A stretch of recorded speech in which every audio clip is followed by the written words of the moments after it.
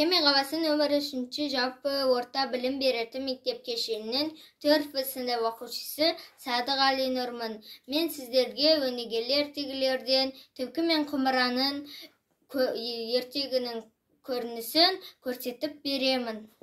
Bir күні егін ора келген шаруа сүт құйып алып шыққан құмырасын шөптің арасына тығып өзі алқапты аралап кетеді. Бұны соманда жортып жүрген түлкі көріп қояды. Онтайлы сәтті пайдаланып, бұғынып келеді де, құмыраның ішіне басын тығып жіберіп, сүтті түк қалдырмай ішіп алады. Енді басын шығарайын десе, басы кептеліп қалыпты. Ол құмыраның түсіре алмай, әбден әуреге түседі. Дегі бірі кеткен түлкі, «Ей, құмыра, біраз ойнадың, жетер енді, жібер менің басымды» деп жалына бастайды. Жұлқынса да шықпайды.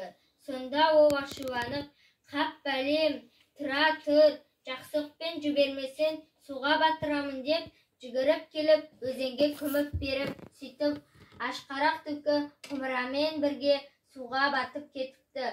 Балалар, біреудің нәрсесін рұқсатсыз алуға болмайды.